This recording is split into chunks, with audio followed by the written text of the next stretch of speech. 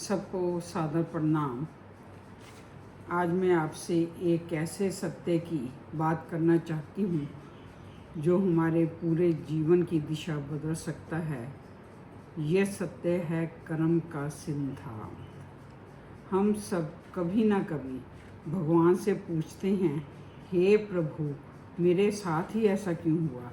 लेकिन जब हम शास्त्रों, संतों और गुरुओं की वाणी पढ़ते हैं तब उत्तर मिलता है कि इस सृष्टि में बिना कारण कुछ नहीं होता। हर विचार, हर शब्द और हर कर्म अपना प्रभाव छोड़ते हैं।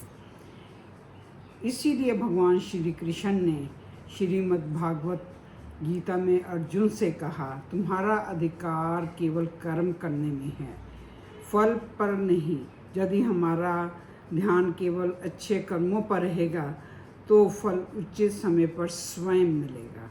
कबीरदास जी ने भी बहुत सरल शब्दों में समझाया, जैसी करनी वैसी भरनी।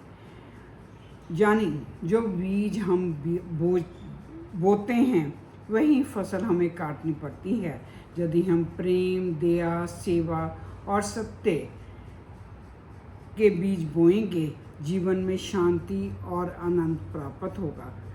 गुरु नानक देव जी ने भी हमें यही समझाया कि ईमानदारी से कमाओ, प्रभु का स्मरण करो और जो मिला है उसमें उसको दूसरों के साथ बांटो। यही श्रेष्ठ कर्म का मार्ग है। हजारों गांव में बछड़ा अपनी माँ को ढूंढ लेता है, उसी प्रकार कर्म अपने कर्ता को ढूंढ लेते हैं। ऐसा हमें गरुड़ पुराण में बताया गया है और योग वशिष्ठ में बताया गया है कि मनुष्य स्वयं अपने कर्मों से अपना भविष्य बनाते हैं। श्रीमद् भागवत महापुराण में कहा गया है कि भगवान निष्पक्ष हैं। प्रत्येक जीव अपने कर्मों के अनुसार सुख और दुख प्राप्त करता है। भगवान कर्मों के फल के न्यायकारी नियंता हैं, पक्षपाती नहीं। जो कर्म करोगे भगवान वैसा ही फल आपके भाग्य में लिख देगा। वेद कहते हैं कर्म करो, भागवत गीता कहती है फल की इच्छा मत करो, उपनिषद कहते हैं कर्तापन का अहंकार छोड़ो और पुराण कहते हैं हर कर्म का फल निश्चित है। जैसा कर्म किया है वैसा फल मिलेगा। जैसी करनी वैसी भरनी, ये कहावत नहीं है बल्कि प्रकृति का अटल नियम है। जब हम किसी के जीवन में खुशियाँ बांटते हैं तो एक दिन वही खुशियाँ किसी न किसी रूप में हमारे जीवन में लौट कर आती हैं।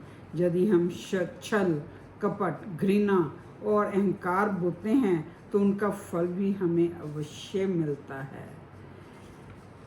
अंत में केवल एक बात, कर्म वह कलम है जिसमें हम अपना भविष्य लिखते हैं।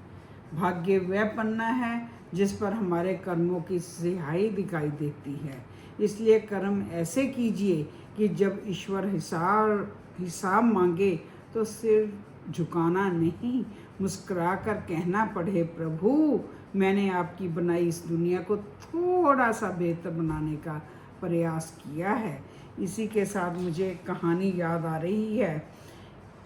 एक गांव में दो किसान थे, एक सत्यवादी निष्काम सेवा करने वाला और दूसरा घमंडी स्वार्थी चोर। एक बार उनके गांव में सूखा पड़ा तो जो किसान ने निष्काम सेवा से एक तालाब खोदने के लिए सेवा की थी, उसमें जो पानी था गांव वालों ने उस पानी को उस किसान को खेती करने के लिए दिया। तो दूसरे किसान ने कहा कि ये कैसे हो सकता है, हम दोनों ही किसान हैं, फिर तुम्हारे भाग्य में फसल अच्छी होनी सूखे के बावजूद कैसे हो सकती है। तो उस किसान ने जवाब दिया, जो मैंने निष्काम भाव से तालाब की सेवा की, भगवान ने मेरे भाग्य में खुशियाँ उसी दिन लिख दी थी। सो इसी के साथ मैं आपको सिर्फ इतना कहूँगी कि अपने कर्मों पर ध्यान दीजिए। कर्म से बढ़कर कुछ भी नहीं है। अगर किसी दूसरे की झोली में खुशियाँ डालोगे तो अपने आप आपके भाग्य के रास्ते खुल जाएंगे और खुशियाँ आपके घर पर दस्तक देंगी। शुभ